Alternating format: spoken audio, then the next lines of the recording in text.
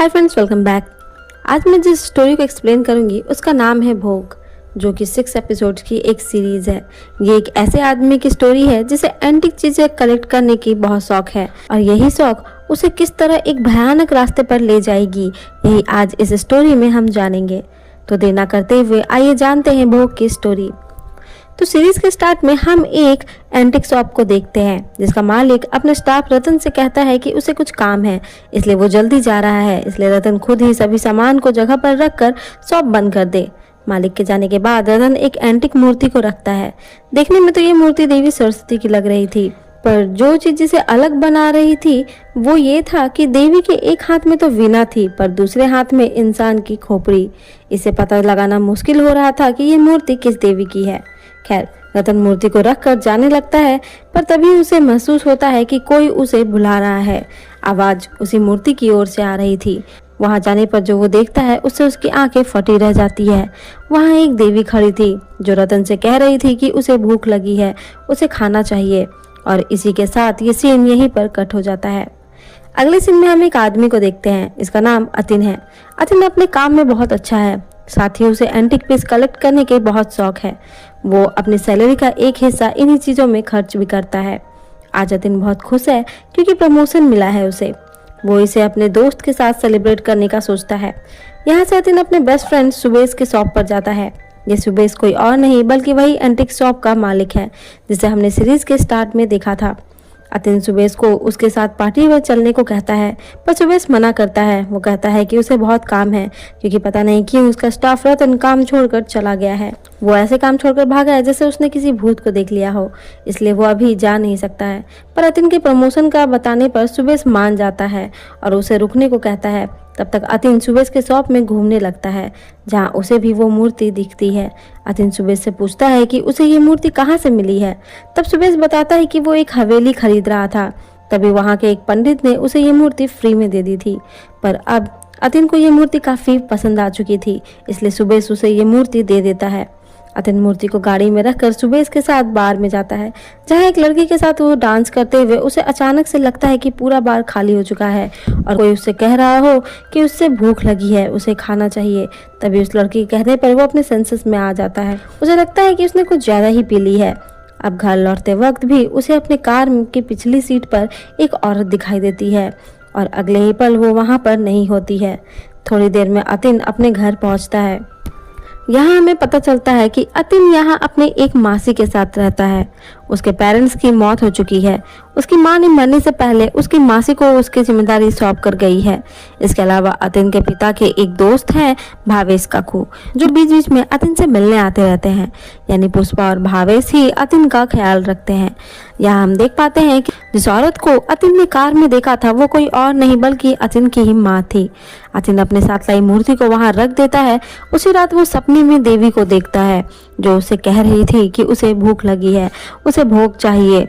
तभी अतिन चौंक कर उठ जाता है और समझ पाता है कि ये बस उसका एक सपना था। वो पास रखे बर्तन में पानी निकालता है, पर वहां पानी की जगह खून था, जिससे अतिन डर कर उसे नीचे फेंक देता है। तभी उसे वापस से उसकी माँ की आत्मा दिखती है जो अतिन से कहती है कि उसे बहुत भूख लगी है। अतिन देवी को भोग चढ़ाए, देवी भोग खाएगी तो वो भी खा सकेगी। और इसी के साथ एक बार फिर से अतिन की आंख खुलती है और ये भी बस उसका एक सपना था। पर एक पैरों के निशान को अपने कमरे से बाहर जाता देखता है। साथ ही पानी का बर्तन भी ठीक वैसे ही गिरा हुआ था जैसे उसके सपने में गिरा था। पर अतिन इस पर ज्यादा ध्यान नहीं देता है। दूसरी सुबह अतिन ऑफिस जाने को तैयार होता है। हालांकि अतिन पूजा पाठ में बिल्कुल भी विश्वास नहीं रखता है, पर अचानक से ही वो उस मूर्ति को पूजा की जगह पर रखकर अगरबत्ती और फूल चढ़ा देता है। आज अतिन के काकू उससे मिलने आते हैं। अतिन उसे भी वो मूर्ति दिखाता है, पर मूर्ति पर फूल अगरबत्ती देखकर काकू उसे ऐसा करने से मना करते हैं। उनका कहना था कि उन्हें नहीं पता है कि ये कौन सी देवी है और ना ही उन्हें इनकी पूजा करने की विधि ही पता है। बिना जानकारी के पूजा करने से गलती होने पर देवी नाराज हो सकती हैं, जिसका दुष्परिणाम उन्हें झेलना पड़ सकता है। उनके जाते ही हम देख पाते हैं कि देवी के सामने से वो फूल उड़कर गिर जाते हैं। अब इस मूर्ति के आने के बाद अतिन धीरे धीरे बदलने लगता है। सबसे घुल मिलकर रहने वाला अतिन अब अकेला रहना पसंद करता है। उसके साथ कई पैरानॉर्मल घटनाएं भी होती हैं। साथ ही अब अतिन के घर में हम कुछ आत्माओं को देखते हैं। पुष्पा भी अतिन के बदले व्यवहार को देख पा रही थी। उसे ऐसा लगता है कि ये सब कुछ उस मूर्ति के कारण ही हो रहा है। वो उसे फेंक देना चाहती है, पर पुष्पा के ऐसा सोचने से ही हम वहां रह रहे घोस्ट को गुस्से में देखते हैं। खैर, अब तक अतिन देवी को फलों का भोग भी चढ़ाना शुरू कर देता है, क्योंकि उसे अब हर वक्त बस एक ही बात सुनाई दे रही थी कि मुझे भूख लगी है। इसलिए अतिन ने भोग चढ़ाना भी शुरू कर दिया था, पर देवी भोग स्वीकार नहीं कर रही थी। पर देवी हर रात अतिन के सपनों में आती थी और उससे बातें करती थी। अतिन ने अब तो देवी की मूर्ति के लिए कमरे में एक मंदिर भी बना दिया था और रोज उनकी पूजा भी किया करता था। अतिन के काका एक दिन पंडित को वहां लेकर आते हैं। वो अतिन का हाल देखकर चौंक जाते हैं। अतिन अपनी सुध बुध खो चुका था। पंडित को भी समझ में नहीं आ रहा था कि ये मूर्ति आखिर किस देवी की है। वो अतिन को बिना जानकारी के पूजा करने को मना करते हैं, पर अतिन उनके साथ बहुत ही बुरा व्यवहार करता है और कहता है कि वो लोग उसके और उसकी माँ यानी देवी के बीच में ना आए। अब एक रात अतिन ऑफिस के फंक्शन में जाता है, जहाँ वो सबसे दूर खुद में ही खोया हुआ था। अतिन को बेस्ट एम्प्लॉय का अवार्ड मिलता है, पर बहुत बार बुलाने पर अतिन का ध्यान उनकी तरफ जाता है और वो स्टेज पर जाकर अपना अवार्ड लेकर चुपचाप वापस आ जाता है। देवी की पूजा का समय हो रहा था, इसलिए वो वहां से निकलना चाहता था, पर अतिन का दोस्त उसके लिए खाना पैक कर देता है। घर लौटते वक्त अतिन को रास्ते में एक लड़की मिलती है। पहले तो अतिन गाड़ी के सामने आने पर उसे बहुत डांटता है, पर वो लड़की रोने लगती है और उससे खाना मांगती है, क्योंकि उसे बहुत भूख लगी है। अतिन उसे अपने साथ लाया खाना दे देता है, जिसके बाद वो अतिन को मनाने लगती है कि उसके पास रहने की कोई जगह नहीं है, उसे घर से भी निकाल दिया गया है, तो वो बेसहारा अकेली लड़की कहाँ जाएगी, इसलिए अतिन उसे अपने साथ ले चले। पहले तो अतिन नहीं मानता है, पर बहुत गिड़गिड़ाने पर वो उसे अपने साथ ले जाता है। घर पर पुष्पा उसे देखकर चौंक जाती है कि क्यों अतिन किसी और लड़की को लेकर आ गया है, पर अतिन ये कहता हुआ चला जाता है कि आज से ये लड़की यहीं रहेगी और उनकी हेल्प किया करेगी। इस लड़की का नाम डुमरी होता है। हालांकि पुष्पा डुमरी को घर पर रखना तो नहीं चाहती थी, पर अतिन अब किसी की भी नहीं सुनता है। वहीं हम इस डुमरी को काफी सस्पिशियस देखते हैं। उसे देखकर पता चल रहा था कि उसकी कहानी बिल्कुल झूठ है, वो जानबूझकर यहाँ आई है। अब अगली रात पुष्पा सो रही थी, तभी घर की लाइट चली जाती है। पुष्पा जब मोमबत्ती जलाकर पीछे मुड़ती है तो वो अपने सामने एक भयानक आत्मा को देख पाती है और ये सीन यहीं कट हो जाता है। अगले सीन में अतिन के घर पर पुलिस आई थी, क्योंकि पुष्पा मिसिंग थी, पर अतिन को इससे कोई भी फर्क नहीं पड़ रहा था, जैसे वो अपने होश में ही ना हो। पुलिस देख पाती है कि पुष्पा की चप्पल घर पर ही है। अगर पुष्पा घर छोड़कर भी जाती है तो खाली पैर तो नहीं जाएगी।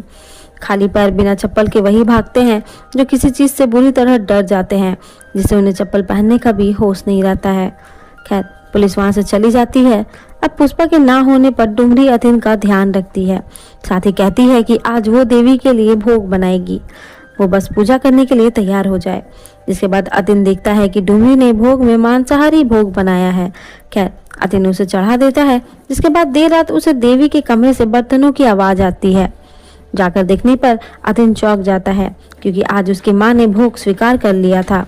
वो तो जैसे खुशी से पागल ही हो गया। अब हर रोज डुमरी ही भोग बनाया करती, पर जब वो अतिन को खाना देती तो वो बहुत गंदा होता था, जैसे खाना सड़ चुका हो, और उससे बहुत गंदी बदबू भी आती थी। पर फिर भी अतिन उसे खा लेता। पर अतिन के इन हरकतों से ऑफिस में भी लोग उससे दूर रहने लगे थे। वो सोचते कि अतिन इतना गंदा खाना कैसे ही खा सकता था। सभी को लगता था कि अतिन की मानसिक संतुलन खराब हो रही है। अतिन का मैनेजर उसे छुट्टी पर जाने को कहता है, क्योंकि सभी को दिख रहा था कि उसकी मेंटल कंडीशन कुछ ठीक नहीं है, पर अतिन मना कर देता है। अतिन को अब शमशान में जाना बहुत पसंद था। वो हर रात वहां जाया करता था और घर आकर पूजा करता और वहीं सड़ा हुआ खाना खाया करता था।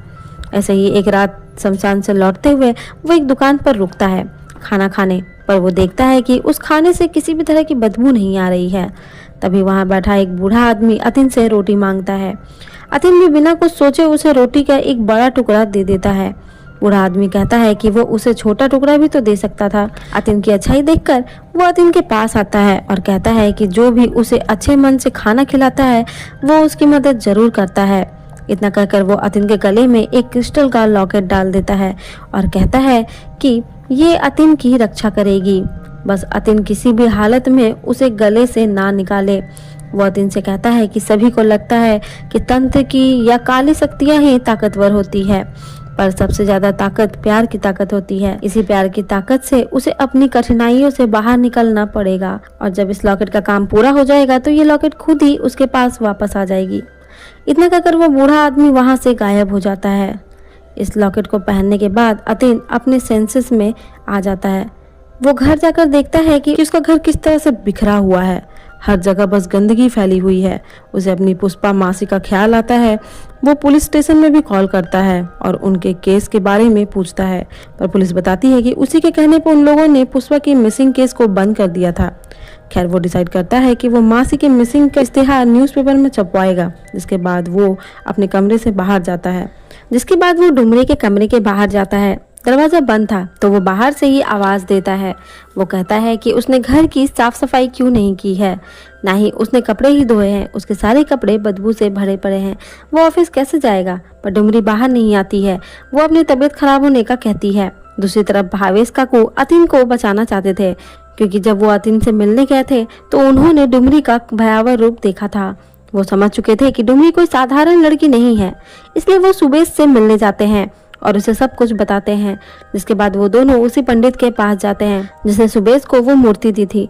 पहले तो पंडित कुछ भी नहीं बताता है, पर अतिन की कंडीशन सुनकर वो बताता है कि ये कोई साधारण देवी नहीं है, बल्कि 10 महाविद्या की 9वीं महाविद्या देवी मातंगी है। पंडित बताता है कि चिकित्सी और तिब्बत के राजा के बीच विद्रोह चल रहा था, इसलिए तिब्बत के राजा के जासूस चिकित्सी के राजा की बेटी को खाने में बहुत दिनों से ही जहर मिलाकर दे रहे थे।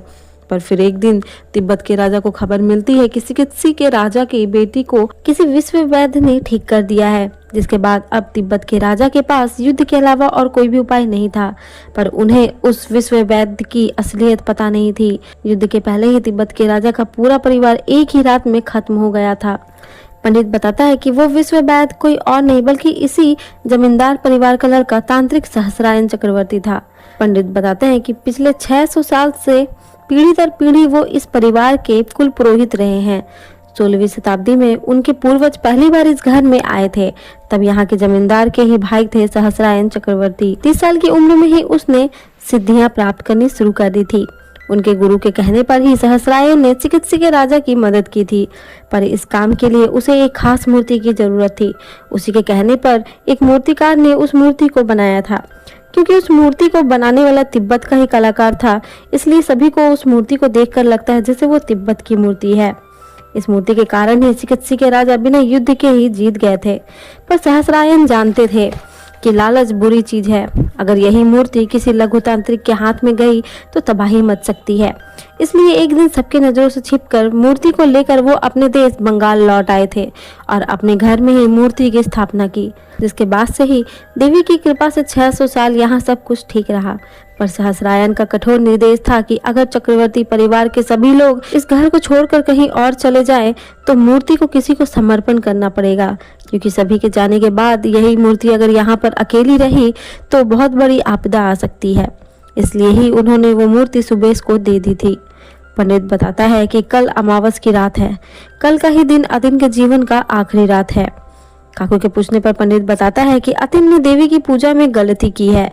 इस देवी को चांडाली के रूप में पूजा किया जाता है।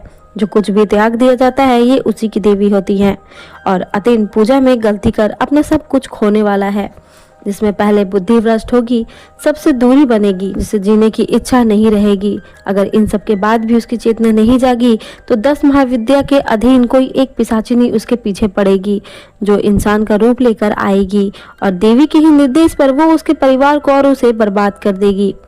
वो उसे पिशाचों का खाना खिलाएगी, जिसे सूंघने से ही उल्टी आने लगेगी, और अमावस की रात को वो देवी को उसे समर्पण कर देगी। इससे बच पाना इंसान के बस में नहीं है, कोई महाशक्ति ही उसे बचा सकती है। वहीं दूसरी तरफ अतिन जब सुबह उठता है तो वो फिर से सभी जगह गंदा दिखता है, जैसे वहाँ कोई तंत्र क्रिया और बलि दी गई हो। ये सब वो डुमरी को डांटते हुए कहता है। डुमरी कहती है कि वो सफाई कर देगी। साथ ही वो कहती है कि देवी ने भोग स्वीकार नहीं किया है, इसलिए आज वो देवी को महाभोग चढ़ाएगी। अतिन कुछ नहीं कह पाता है। वो भी एक झलक डुमरी का शैतानी रूप देख पाता है, पर उसे लगता है कि ये उसका भ्रम था।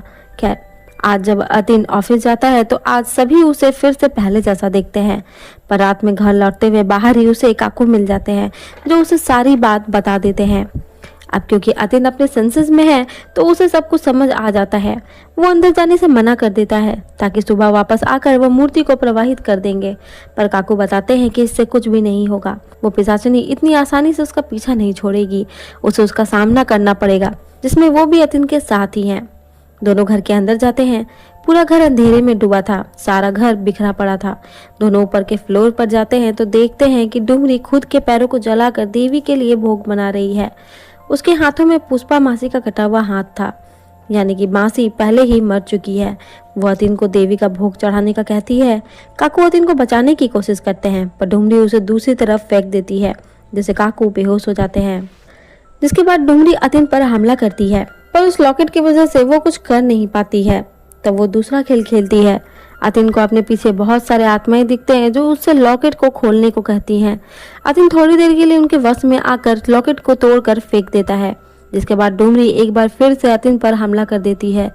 वो उसे घायल कर देती है, जिसके बाद वो अतिन को मारने लगती है। तब अतिन को अपनों की याद आती है कि सभी लोग उससे कितना प्यार करते हैं। उसी वक्त उस बूढ़े आदमी की बात भी उसे याद आती है कि किसी भी ताकत से बड़ी ताकत है प्यार की ताकत। प्यार ही सबसे बड़ी तंत्र विद्या है। उसे उस लॉकेट की याद आती है जिसे अतिन ने थोड़ी ही दूर पर फेंक दिया था।